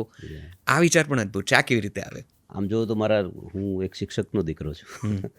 મારા ગ્રાન્ડફાધર કે મારા ફાધર આ લોકો ભાષાકીય શિક્ષકો હતા, એટલે રાધર ભાષા મારા લોહીમાં છે. કદાચ મેં એનું એજ્યુકેશનમાં કદાચ એને કોઈને ભણાવવાનો કેવો પ્રયત્ન મારાથી નથી થયો, પણ મારી ઘરે આ પ્રવૃત્તિઓ ખૂબ થયેલી છે. ભૂતકાળમાં મારું ગામ છે ધારી, ત્યાંથી. અને મારા દાદા ગુજરાતી ભાષા શીખવાડતા, અંગ્રેજી ભાષા શીખવાડતા, બધી ભાષાના માહિર હતા જે તે સમયે. એટલે કદાચ એ વન ઓફ ધ થોટ હોય, આઈ થિંક સો. પણ બીજો એક અમારા લેવલે હું એમ કહું ને તો જેમાં દેશી વસ્તુઓ સાથે જોડવાનો મેં પ્રયત્ન કર્યો છે, એમ લોકોને, ફેમિલીને સાહિત્ય સાથે જોડવાનો મારો પ્રયત્ન છે. અને ચા અને સાહિત્ય જનરલી એકબીજા હારે જોડાયેલા છે. આમ જુઓ તો એક ફાઇન્ડ કરેલું છે, પણ જનરલી તમે એક વસ્તુ નોટ કરો ને તો સાહિત્યના માણસો ચા જ પીતા હશે. અરે ખૂબ, એને ચા વગર ચાલશે. ચા વગર ચાલે નહીં. બધું સાહિત્ય ચા ઉપર રચાયેલું હશે. એબ્સોલ્યુટલી. ચા પીધા પછી જ રચાયેલું હશે. એબ્સોલ્યુટલી. કોઈ એક લેખક હતા જે એક વખત મારા ઓફિસે આવ્યા અહીંયા અમદાવાદમાં, અને મને કહે કે મેં આ બુક મારે 5 મારા સ્ટોર ઉપર રાખવી છે. એટલે મેં કીધું કેટલા પૈસા થાય, હું રાખીશ એમ, મને ગમશે એમ. તો કે ના, મેં આ ટી પોસ્ટ ઉપર બેસીને લખી છે. વાહ. અને મને એટલું ગમ્યું હતું ત્યારે કે મારી જગ્યામાં આવું કામ થાય છે. કોઈ લેખકે મારે અહીંયા બેસીને બુક, ગાંધીનગરના આઉટલેટ ઉપર બેસીને બુક લખી હોય તો આઈ લાઇક્ડ એ લોટ. મને એમ થયું કે આવી પ્રવૃત્તિ જો મારે ત્યાં થતી હોય તો આ એક બહુ સારી પ્રવૃત્તિ છે, અને મારે આને વધુ મોટી કરવી જોઈએ, સાહિત્ય સાથે જોડવી જોઈએ. એટલે પછી મારો આમ તો શોખનો, અંદરથી શોખનો વિષય હતો, એટલે મેં વધુ એને મોટો કરવા માટે થઈને મારી જગ્યામાં મેં એક એમ્પી થિયેટર પ્લેસ બનાવી છે, જે કદાચ જોઈ છે. અને કદાચ આ વસ્તુ કરવામાં કદાચ મારો પહેલો જ પ્રોગ્રામ મેં તમારો કર્યો હતો વાચિકમનો રાજકોટમાં. અને એનાથી જે રિસ્પોન્સ તમને ખબર છે, અમે જે રીતે લોકોને લઈ આવ્યા હતા, અને હજુ આજે પણ લોકો કદાચ યાદ કરે છે એ વસ્તુને. અને એ પછી તો આની સિરીઝ અમે ચાલુ કરી. ત્યાં પછી અમે ધીમે ધીમે લોકોને જોડવા માટે થઈને, અને ફેમિલી ક્રાઉડને રાધર જોડવા માટે થઈને, લોકો આ દિશામાં આવે એના માટે જોડવા માટે થઈને અમે ઘણા બધા ટોક શોઝ કર્યા. ત્યાં અમે સૂફી સોંગ્સ કર્યા, ભજન કર્યા. અમે મેં ક્યારે સ્ટેન્ડઅપ કોમેડી નથી કરી. ચીપ વસ્તુથી બને ત્યાં સુધી હું દૂર રહ્યો છું કે ભાઈ આપણે એવી કોઈ ચીલાચાલુ વસ્તુ નથી કરવી કે જે મારી બ્રાન્ડને ધબ્બો લાગે. આમ જોવો તો કરી શકાય એવું છે, લોકોને ગમે જ, નથી ગમતું એવું હોતું નથી. પણ જનરલી મેં એવો પ્રયત્ન, મેં જનરલી સાહિત્યિક વસ્તુ જેટલી રજૂ થાય એટલી મેં પ્રયત્ન કર્યો છે, અને એ મારો કન્ટિન્યુડ પ્રયાસ છે. અમે કાયમ અમારી જગ્યાને એના માટે એબ્સોલ્યુટ ફ્રી રાખવાનો પ્રયત્ન કર્યો છે કે ક્યારેય કોઈને પાસે કોઈ ચાર્જ નહીં લઈએ. કલાકારોને પૂરા પૈસા આપી અને અમે ત્યાં બોલાવીએ છીએ અને લોકો માટે ફ્રી રાખીએ છીએ, પણ we are happy for that. તો આમ વ્યવસાય તો ખેર કોઈ પણ એટલા માટે જ કરતું હોય છે કે છેવટે કમાય. અને આ ધંધો તો કોઈ મારો માર્કેટિંગ એક્સપેન્સ પણ નથી, ટુ બી ઓનેસ્ટ. આ મને ગમે છે ને હું કરું છું, રાધર એવું છે. અને લોકો એટેચ થાય છે મારાથી, આ વસ્તુથી લોકો મારા કેફેથી એટેચ થાય છે. આને કોઈ અમે માર્કેટિંગ એક્સપેન્સ તરીકે પણ નથી ગણતા, પણ આ જગ્યા ઉપર આવી પ્રવૃત્તિ થાય તો જગ્યા લોકોને સુકૂન મળે છે. બહુ સાચી વસ્તુ એ છે કે લોકો જગ્યાથી વધુ એટેચ થાય છે. અને ઇનડાયરેક્ટલી માર્કેટિંગ કહી શકાય, પણ ડાયરેક્ટલી કોઈ અમે માર્કેટિંગ પોઈન્ટ ઓફ વ્યૂ કરતા હોય એવું પણ નથી. જી બિલકુલ. અને હું તમને કહું, કલાકારો માટે કે પ્રસ્તુતકર્તાઓ માટે એટલો મોટો સધિયારો છે આ જગ્યા. કારણ કે અમારા જેવા કલાકારોને આ શહેરમાં એક નાનકડી પણ પ્રસ્તુતિ કરવી હોય ત્યારે કેવા નવનેજાના પાણી આવતા હતા, અમને યાદ છે. આજે ઘણા બધા લોકોના મને હજુ ફોન આવતા હોય છે ને, ત્યારે મને પૂછતા પણ હોય છે. મને ફોન આવ્યો તો મારી ટીમ છે, કોઈને ફોન આવે તો પૂછતા હોય કે આનો શું ચાર્જ છે. અમે એમને એવું કહીએ ને કે એ ફ્રી જ છે, એમાં કંઈ દેવાનું નથી, તો એ માનતા પણ નથી કે ભાઈ એને ફ્રી કેમ હોય, એમ કે તમે ક્યાંય હિડન કોઈ ચાર્જ છે કે એવું હશે એવું લાગે છે. પછી સમજે, એકવાર એક્રોસ આવે પછી સમજાય છે કે ના, જગ્યા જ આના માટે. બિલકુલ. અને ત્યાં એટલા માટે કંઈ પણ કરવું, એટલા માટે આખા શહેરમાં એટલી મોટી જગ્યા છે, એટલો મોટો સધિયારો છે કે એમ થાય કે કંઈક પ્રસ્તુત કરવું છે તો કોઈ નહીં તો આ જગ્યા તો આપણને મળશે અવેલેબિલિટી પ્રમાણે. આ બધા જ ઉત્તમ વિચારો તમે જે ચાની સાથે વણી લીધા છે, તો મારે જરા કામ પૂછવું છે કે ટી પોસ્ટની સક્સેસનો કોઈ મંત્ર જો તમે કહો તો એ શું હોય, અને કઈ રીતે તમે આ સફળતાને વ્યાખ્યાયિત કરશો? રાધર મેં પ્રયત્ન કર્યો છે એના કરતાં લોકોએ મારી સાથે જોડાના વધુ છે, ડ્યુ ટુ માય પ્રોડક્ટ. મારી પ્રોડક્ટ જ એવી છે કે જે લોકોના ઇમોશન્સ સાથે જોડાયેલી છે. કદાચ આની જગ્યાએ હું બીજું કંઈક વેચતો હોત તો આટલું સક્સેસ ન મળ્યું હોત, એવું કદાચ હું મારી જાતને પૂછું છું. પણ ચા જ એક એવી પ્રોડક્ટ છે કે જે મને લોકો સુધી, એટલે હું ચાને ધર્મ માનું છું. બેઝિકલી હું એને મારા કુળદેવી કહું છું કે ભાઈ ચા. વાહ વાહ.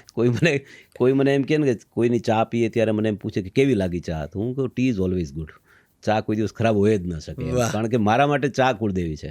વાહ. એટલે મને પણ સક્સેસ એ જ છે કે જે લોકોએ મને સ્વીકાર્યો છે. બાકી અધરવાઇઝ હું કદાચ ગમે એટલા પ્રયત્ન કરું, જો લોકો ન સ્વીકારે તો એનો કંઈ મતલબ નથી. એટલે આમ જુઓ તો ધીસ ઇઝ અ લોકોની બ્રાન્ડ છે. હવે તો બ્રાધર મારા કરતાં લોકો વધુ પોઝેસ કરે છે, અને this is the only success. દર્શનભાઈ, આની પાછળ તમારી એક એન્ટરપ્રિન્યોરશિપની એક બહુ મોટી આવડત કે સ્કિલ્સ કહો, એ પણ બહુ સ્વાભાવિક રીતે જ આમાં વણાયેલી હોય, એ પરસ્પર છે. થોડું કામ ને થોડું કામ, એ રીતે તમે ઊભું કર્યું છે આખું આ સરસ મજાનું બ્રાન્ડ. મારે એ જાણવું છે કે જે લોકો પોતે હવે જો કંઈક એન્ટરપ્રિન્યોરશિપનો વિચાર કરતા હોય, કોઈક નવો ધંધો ખોલવા માગતા હોય, તો એઝ અ સક્સેસફુલ એન્ટરપ્રિન્યોર તમે એને શું સલાહ આપશો, શું કહેવા માગશો? અને એવી કઈ આવડતો છે કે કઈ ખૂબીઓ છે કે કઈ એવી બેઝિક સ્કિલ્સ છે જે મને લાગે છે કે એક એન્ટરપ્રિન્યોર તરીકે તમારામાં હોવી જોઈએ, અથવા તો આ હોય તો તમને એવું થાય કે ના, હું કંઈક કરી શકું? સૌથી પહેલી સ્કિલ છે ને એ કે એમાં હાર્ડવર્કિંગ હોવી જોઈએ. કારણ કે entrepreneurship is not a simple subject. તમારે હાર્ડશિપમાંથી પાસ થવું જ પડે. એમાં ઓલવેઝ પૈસાની ક્રાઇસિસ આવશે, એમાં ઓલવેઝ તમને ઘણા બધા લોભાવણા વસ્તુઓ મળશે. તમે સક્સેસ થશો તો પણ લોભાવણા થશે, તમે સક્સેસ નહીં જાઓ તો પણ તમને ક્યાંક ને ક્યાંક હશે. એક પ્યોરિટી અને એક હાર્ડવર્ક, આ બે વસ્તુ જો તમારામાં હશે ને તો જ આ વસ્તુ સક્સેસ થઈ શકે. હાર્ડવર્ક એક એવી વસ્તુ છે કે તમારે એની પાછળ જ રહેવું પડે, તમારે ખોદવું જ પડે.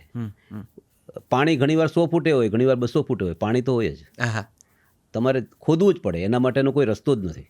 એટલે ઘણીવાર કેવું હોય, માણસ 200 ફૂટ ખોદવાનું હોય ને તો 190 ફૂટે અટકી જાય છે.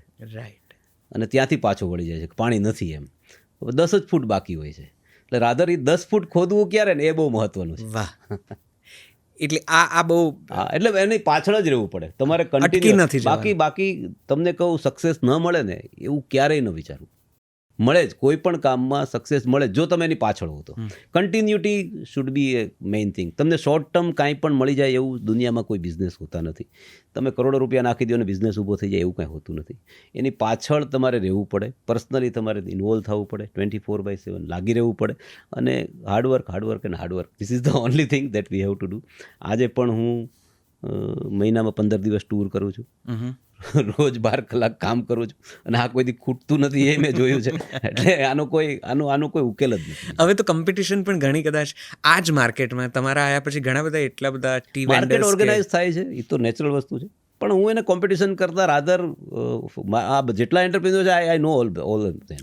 હું તો રાધર એને ઇન્વાઇટ કરું છું મારી સાથે. અમે ઘણી બધી વાર સાથે બેસીએ છીએ, અને rather how to create more market. કારણ કે આ માર્કેટ એવડું મોટું છે કે એમાં મારા જેવા 100 પ્લેયર આવશે ને તો એ કદાચ આ માર્કેટ ઊભું રહે એવું. બહુ સાચી વાત છે. એટલે હું એને કોમ્પિટિશન કરતાં રાધર માર્કેટ મોટું કરે છે એવું કહી શકું. તો આ એક એન્ટરપ્રિન્યોરશિપની એક કે બિઝનેસ સફળ કરવાની મને એક જરા આ વાત પણ સમજાવો કે એ પેલું ગટ્સ કે ઇન્સ્ટિંક્ટ બેઝડ હોય છે? હોય જ.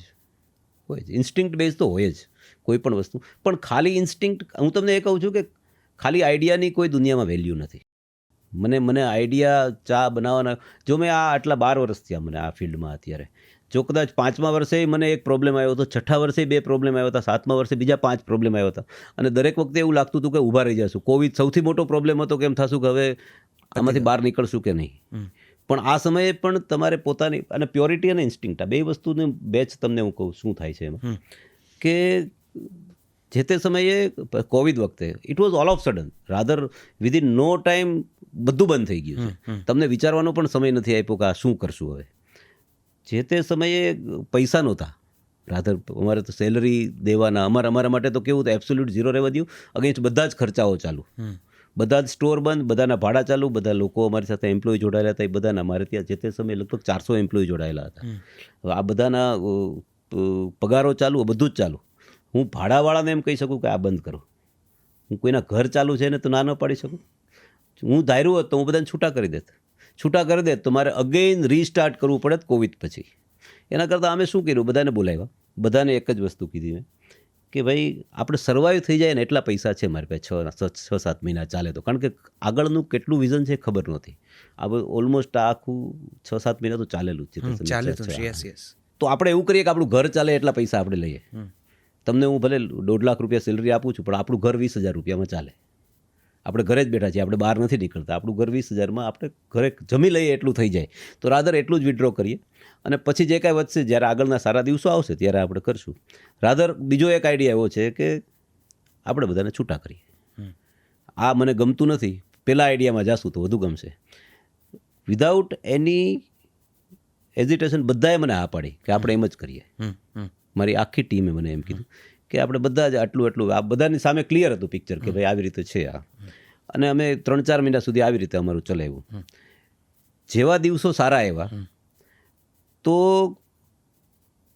અમે બધા જ લોકોને, અને પછીના દિવાળીમાં જેટલા બેંકમાં પૈસા બાકી હતા એ બધા જ એના ખાતામાં ઓલ ઓફ સડન જમા કરી દીધા. એવરીબડી વેર હેપી. પણ હવે વાત કેવી છે કે ત્યારે મારી પ્યોરિટી ન હોત, કદાચ મને એવી ઈચ્છા હતી કે ભાઈ આને ઉડાડી દો ને, પૂરું કરો નાને, કદાચ મેં એનો વિચાર ન કર્યો હોત તો આ પૂરું થઈ જાત, આ વસ્તુ ન ઊભી રહી. એવા ઘણા બધા બંધ થઈ ગયા છે, એવું જરૂરી નથી. કદાચ છૂટા કરી શક્યા હોત, રાધર લોકો છૂટા. પણ જે તે સમયે એવું દિમાગમાં હતું કે ના મારે મને પાછા આપવા છે, તો પાછા આપ્યા પછી રાધર મારી ટીમ વધુ સ્ટ્રોંગ બની અને અમે વધુ સારી રીતે બહાર આવી શક્યા. હું આ પૂછવાનો પણ હતો કે આ આખી સફરમાં કોઈ એવી ક્ષણો ખરી જ્યારે તમે હારીને, થાકીને, નિરાશ થઈને આમ તૂટીને બેસી ગયા હો કે કઈ રીતે? આમાં છે ને આજના પ્રોબ્લેમ છે ને, આજના એ આવતીકાલના એફએક્યુ હોય છે, અથવા ગઈકાલના પ્રોબ્લેમ છે ને એ આજના એફએક્યુ હોય છે. એટલે રાધર ત્યારે મને એવું લાગ્યું હશે કે આ બહુ મોટો પ્રોબ્લેમ છે. આજે જનરલી એને એનાથી ટેવાઈ ગયા છે કે ભાઈ આ તો હોય, આ તો ઇઝીલી સોલ્યુબલ છે. એટલે આવું ઘણી બધી વખત ઘણા બધા, મારો પહેલો સ્ટોર બંધ થયો ને ત્યારે મને 2 દિવસ ઊંઘ નહોતી આવી.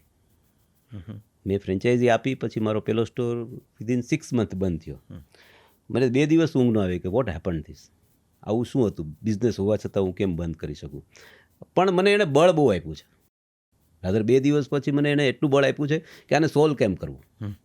Ultimately execution is a main thing behind all this things. તો મેં એના માટેની એક વસ્તુ બનાવી કે ભાઈ આને આ બંધ ન થાય તો શું કરવું, બંધ ન થાય એવી કઈ વસ્તુ કરવી, કારણ કે આ તો થઈ ચૂક્યું એક.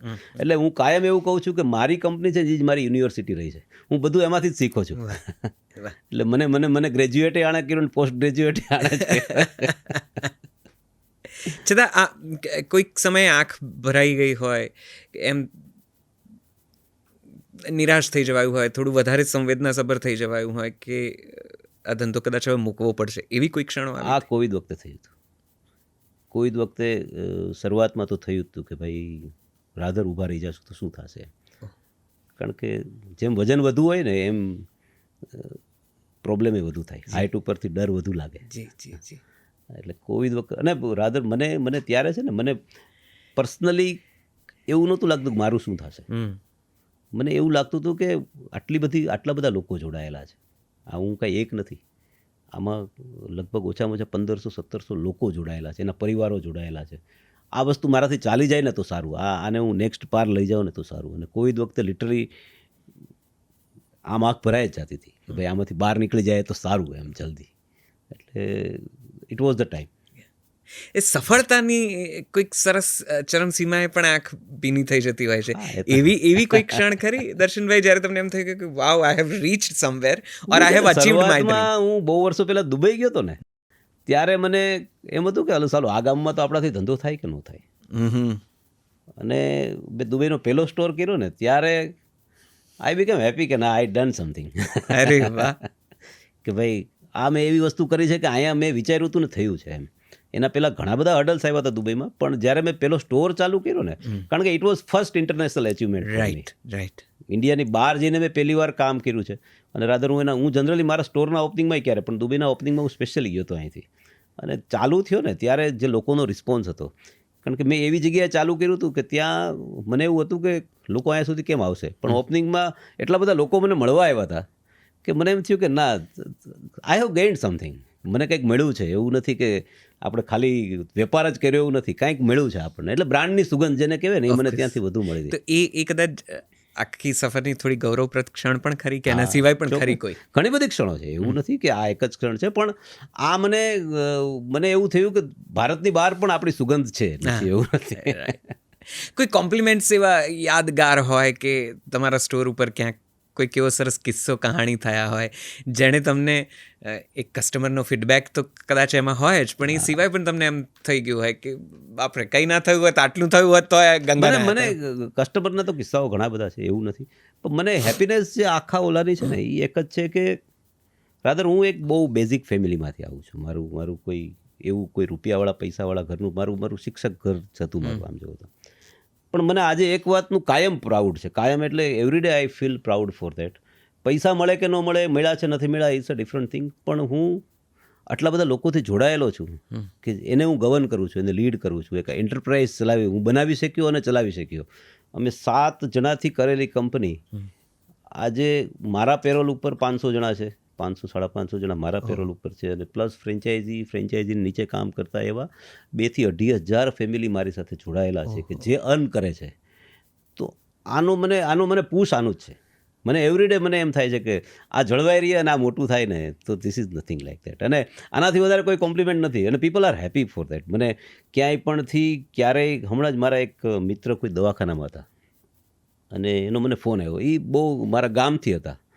હવે ત્યાં જે એક બેન હતા કામ કરતા હતા, એ બેનનો છોકરો એ મારો ફ્રેન્ચાઇઝી છે. મને ખબર નથી બેને ક્યાં કામ કરે છે ને શું છે. તો એમણે ઓલા ભાઈએ ખાલી ઓળખાણ આપી એ બેનને કે ભાઈ એ ભાઈ એના ગામથી આવ્યા હતા, કે તો અમદાવાદમાં એક આ ભાઈ છે ને એ મને ઓળખે છે.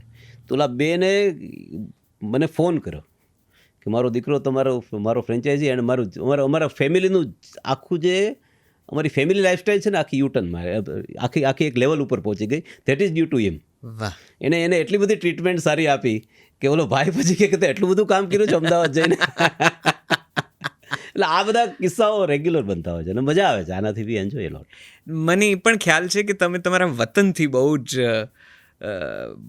જ યુ ફીલ વેરી કનેક્ટેડ અને ખાસા દિલથી જોડાયેલા છો. મને બહુ મારું ગામ ધારી મને બહુ ગમે છે, કારણ કે મારું બચપન ત્યાં જ ગયું છે અને હું રેગ્યુલર જવાનો પ્રયત્ન કરું. હમણાં ઓછું જવાય છે, રાધર અમદાવાદ શિફ્ટ થયા પછી, પણ જ્યાં સુધી રાજકોટ હતો ત્યાં સુધી તો હું રેગ્યુલર જતો. હવે વર્ષમાં 2 વાર જવાય છે, પણ I am connected with all this people. Even મારું ઘર ત્યાં છે, અમારું જંગલ છે ત્યાં ખાસ તો, એટલે મને આઈ રેગ્યુલરલી ગો ધેર. તો એક સમય હતો, અમે આના વિશે એક સરસ વાત કરવાની પણ આપની સાથે એ વખતે પણ મને એમ હતું કે હું વાત કરું ને અત્યારે જ્યારે તક મળી છે તો, કે લોકો હવે પહેલાંની જેમ વતન જતા નથી. અહીંયા આપણે કદાચ એ સમયમાંથી છીએ કે જ્યાં પેલું વેકેશન પડતું ને મામાની ઘેર જતા રહેવાનું અથવા વતન જતા રહેવાનું, 15 દિવસ અહીંયા તો 15 દિવસ ત્યાં, અને એવી રીતે બંને જગ્યાએ તમારે સમય પસાર કરવાનો, પછી ઓહો નિસાસા નાખતા સ્કૂલે પાછા આવવાનું, 15મી જૂને સ્કૂલ ખુલે ત્યારે. હવે લોકો વતન જતા નથી, ગામો ખાલી થઈ રહ્યા છે, વતનોમાં એ માહોલ નથી, આવકારનારા મોસાળમાં મામા મામીઓ નથી રહ્યા અને દાદા દાદીઓ પણ મહિના નથી દિવસનો સ્ટે પણ નથી, અને મહિના દિવસની રજાઓ આપણા મામાની ઘરે એક મહિનો જતા જ નહીં સમય. એ તો હવે એટેચમેન્ટ બધા પૂરા થઈ ગયા. હાઉ તમે કદાચ આ વાતને કઈ રીતે જુઓ છો? કોઈને કઈ રીતે પુશ કરશો કે વતન તો રાહ જુએ છે? એટલે હોય જ નેચરલી. મને તો મારા ફિલિંગ્સ જ ત્યાં જોડાયેલા છે, કારણ કે હું મારું બોર્ન એન્ડ બોટઅપ ત્યાં છે. એટલે આજે નાનાથી મોટા માણસો બધા સાથે હું આજે પણ કનેક્ટેડ છું.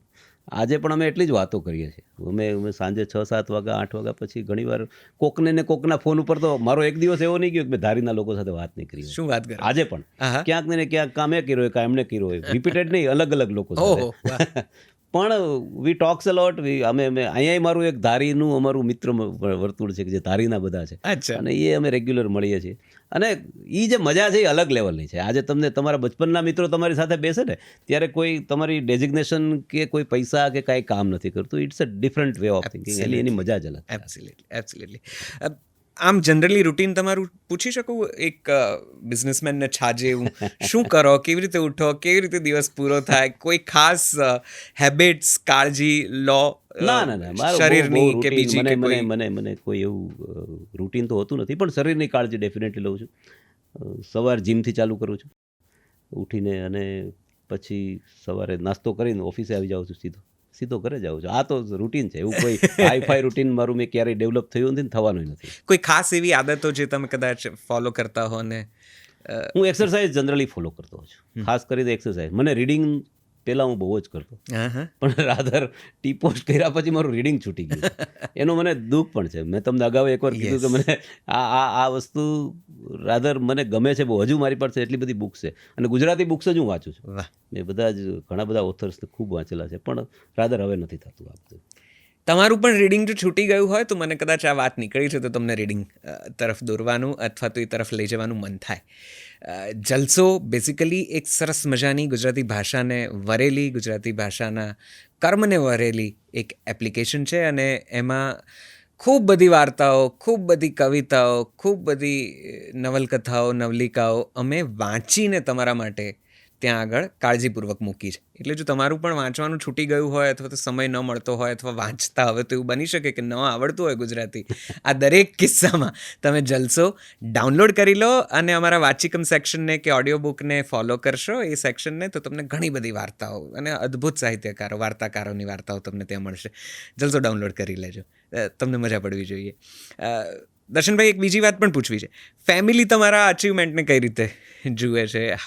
ઇન જનરલ તમારા સમાજમાં, તમારા પરિવારમાં ખાસ કરીને એ લોકોની લાગણી તમારા આ સાહસ પ્રત્યે કેવી છે અને એમનો સહકાર વિશે કંઈ તમે જો કહી શકો? કંઈ શરૂઆતના દિવસો તો મને વિશ્વાસ છે કે તમારા માટે જ નહીં, એમના માટે અઘરા રહ્યા હશે જ્યારે તમે આ બધું કર્યું હશે ત્યારે. સમયનો એક કાયમ ફરિયાદ રહે છે મારા પરિવારથી, જે જનરલી બધાની હોય છે. હવે વધુ ફરિયાદો છે આ બધી બાબત. મારા ફેમિલીમાં હું, મારો બ્રધર, મારો મોટો ભાઈ એ કોવિડમાં એક્સપાયર્ડ થઈ ગયો. એમનો સન પણ મારી સાથે છે, મારો સન પણ મારી સાથે છે આ બિઝનેસમાં, મારો બ્રધર મારી સાથે છે. એટલે લગભગ અમારું આમ ફેમિલી બિઝનેસ જેવું છે. અને મારા પરિવારે બહુ સપોર્ટ કર્યો છે બધા. રાધર એમ કહી શકું તો મારી વાઈફ, મારા સન કે મારા ભાઈ, બધાના ખૂબ જ સપોર્ટ છે. અને કદાચ આ અમારી સહિયારી કંપની છે એવું કહી શકું. ક્યારેય એમણે એવું નથી કીધું કે આ સરસ મજાનો આ ઇન્ફ્રાસ્ટ્રક્ચરનો, કન્સ્ટ્રક્શનનો બિઝનેસ છે, આ બધું મૂકીને તમે ક્યાં નથી? રાધર આ બિઝનેસમાં દે આર એન્જોયિંગ. એને વધુ ગમે છે રાધર આમાં, કારણ કે કેફે છે ને. એટલે મને કદાચ કંટાળો આવે કેફે જવાનો, પણ એને તો હજુ ગમે જ છે. વાહ વાહ. એક તમને એવું કહું ને કે એક વખત મારી કારમાં અમે જતા હતા, હું ને મારી વાઈફ, તો કોઈ પોલીસે અમને રોક્યા. તો મેં એને કીધું, મને કે શું કરો છો? એટલે મેં કીધું અમારે ચાની દુકાન છે. એટલે મને કે ક્યાં છે? એટલે મેં કીધું આ ટી પોસ્ટ છે ને એ. તો મને કે કયું ટી પોસ્ટ? એટલે બધું આ બધા ટી પોસ્ટ અમારા છે. તો મને કે જવા દો. એટલે ત્યારે મારી વાઈફે મને કીધું કે મને કંઈક લાગે છે કે તે કર્યું. એટલે મેં કીધું તને એટલે હવે છે સમજાણું. તો જીવનમાં આ તબક્કે લાગે છે કે કંઈક કર્યું?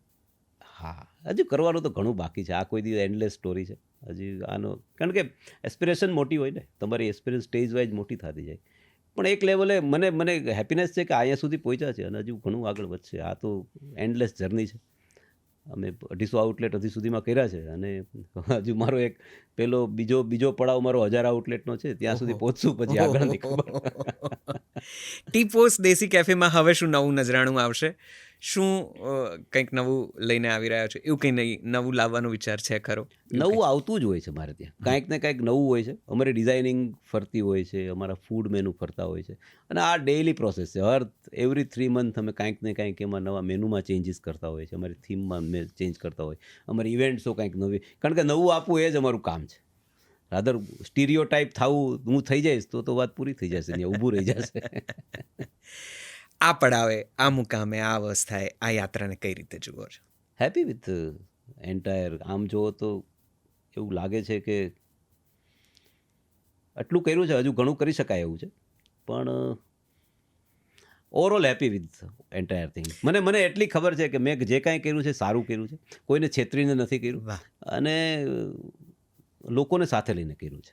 આ મોરાલિટીની વાત તમારી વાતમાં હંમેશા હું વચ્ચે પણ એ કદાચ વાત કરી ગયો કે ઝળકતી રહેતી હોય છે. ક્યાંક ને ક્યાંક એ નૈતિકતાના મૂલ્યો જે તમારા છે એ મારા ફેમિલીના કદાચ ગુણ હોઈ શકે. મને એવું લાગે છે કે ક્યાંક ફેમિલીના એટલા માટે હોઈ શકે કે શિક્ષક પરિવાર છે ને, એટલે એનામાં મોરાલિટી હોય જ બાય ડિફોલ્ટ. આજકાલ જે રીતે બિઝનેસ થાય છે, કે જે પ્રકારના બિઝનેસ થાય છે, એમાં ઘણું બધું વી હેવ ટુ કોમ્પ્રોમાઇઝ. પહેલેથી આજે હું મારી ટીમના કલ્ચરમાં પણ મેં એ લોકોને કીધેલું છે કે કોઈ પણ વ્યક્તિ જ્યારે આપણી સાથે બિઝનેસ કરવા જોડાય તો એને રિસ્ક ફેક્ટર પહેલાં બતાવવા. હમ. રાધર મારી સાથે બેસે તો પહેલાં 10-15 મિનિટ તો હું એને રિસ્ક ફેક્ટર બતાવતો હોઉં છું. એટલે એ બિચારા ઓલા થઈ જાય કે આ ધંધો કરાય કે ન કરાય એમ. રાધર એટલે હું કહું કરાય ડેફિનેટલી, પણ રિસ્ક સમજીને કરાય. આજે હું કરું છું રિસ્ક સમજીને જ કરું છું, એમ તમારે રિસ્ક સમજવું પડશે પહેલાં, પછી કરાય આ વસ્તુ. એમને તમે એમ કહો કે આ કાલથી આમાં જાહો જલાલી છે એવું કાંઈ નથી. આ હાર્ડવર્કિંગનો બિઝનેસ છે. જો તમે એમ હાર્ડવર્કિંગ કરવા તૈયાર હો તો કરાય. એટલે એમને રિસ્ક સમજાવ્યા વગર તમે કાંઈ કોઈને એક વખત પહેરાવી દેવું એનો કોઈ લોજિક. તો બિઝનેસમાં નૈતિકતાનું મૂલ્ય કેટલું? 100%. નૈતિકતા ન હોય ને તો બિઝનેસ ન હોય. બહુ સીધી વસ્તુ છે. કાંઈની લાઈફ ન હોય, કદાચ બિઝનેસ હોય તો. તમારે એને લોંગ ટર્મ ચલાવવો હોય તો નૈતિકતા, પ્યોરિટી, તમારી ઇન્ટિગ્રિટી, આ બધી જ વસ્તુઓ કામ કરે. પરફેક્ટ. દર્શનભાઈ, છેલ્લો સવાલ. આટલી બધી સરસ મજાની યાત્રા, સફર, સફળતા પછી કદાચ હવે ટી પોસ્ટને કે દેશી કેફેને સાઈડ પર મૂકું તો મારે એ જાણવું છે, દર્શનભાઈની વ્યક્તિગત રીતે દર્શન દાસાણીની યાત્રા અહીંયાથી કયા પડાવ પર છે, કયા મુકામ પર છે, હવે જીવનના કયા તબક્કા સુધી પહોંચવાની, કયા સ્તર પર પહોંચવાની, કે ક્યાં જવાની ઈચ્છા છે? મેં તમને કીધું ને એમ કે 250 આઉટલેટ થયા છે મારા. એટલે હમણાં વ્યવસાયિક જ રહેવું છે ને, વ્યવસાય તરફ હજુ મારે 5 વર્ષ તો કરવો જ પડશે. પણ એક તમને કીધું કે આ 5 વર્ષ પૂરા થાય પછી મારી ઈચ્છા એવી છે કે મારે ધારી જ જવું છે. મારે કોઈ ગામમાં રહેવું નથી રાજકોટ જવું કે નથી અમદાવાદ રહેવું. છેલ્લે મારે અમુક સમય પછી ટૂંકમાં એક સેટ થાય પછી મારે આઈ વિલ ગેટ રિટાયર. અને રિટાયરમેન્ટ મેં એવું નક્કી રાખ્યું છે કે 5 વર્ષમાં મારે લઈ લેવું છે અને મારે ધારી જ જવું છે, કારણ કે મને મજા ત્યાં જ આવે છે. વાહ. ટી પોસ્ટને, દેશી કેફેને એક લાગણી સાથે એક શબ્દમાં બયાન કરવી હોય તો શું કહેશો? ટી પોસ્ટને કે દેશી કેફેને એક શબ્દમાં, એક લાગણીના કોઈ એક શબ્દમાં બયાન કરવું હોય તો શું કહેશો? એક લાગણીથી થાય એવું નથી. આમ જોવો તો શું કહી શકાય. મારો ધર્મ છે નેચરલી. ટી પોસ્ટ મારો ધર્મ છે અને હું ધર્મ સાથે ક્યારેય ચેડા ન કરી શકું. વાહ વાહ. Thank you very much sir. Thank you very very very much. એક તો ખૂબ બધી શુભકામનાઓ તમને. તમે અદ્ભુત કામ કરી રહ્યા છો. ચા સાથે આપણો નાસ્તો, આપણો પરિવાર, આપણી ભાષા, આપણું સાહિત્ય, સંગીત, આપણી કલાઓને તમે જે જોડી છે અને એ રીતે જે રીતે આખા સમાજને, આખા બધા જ લોકોને જોડ્યા છે, આપ અનેક અભિનંદનના અધિકારી છો. Thank you very much for joining. બહુ મજા પડી તમારી યાત્રામાં. હું ક્યાંક ને ક્યાંક મારી જાતને બહુ સહભાગી સમજું છું, એટલે એનો પણ હરખ અને રાજીપો વ્યક્ત કરું છું. Thank you very much. Thank you so much. Thank you. જલસો પોડકાસ્ટના આ એપિસોડમાં અત્યારે અહીંયા વિરામ લઈએ. ટી પોસ્ટ કે દેશી કેફેમાં મને વિશ્વાસ છે કે તમે ક્યારેક ને ક્યારેક તો મુલાકાત લીધી જ હશે, ચા પીધી હશે, કંઈક નાસ્તો કર્યો હશે અને જીવનની કંઈક સરસ મજાની ક્ષણોને ત્યાં પસાર કરી હશે. હવે જાઓ ત્યારે આ વાતોને પણ યાદ કરજો, જલસોને પણ યાદ કરજો.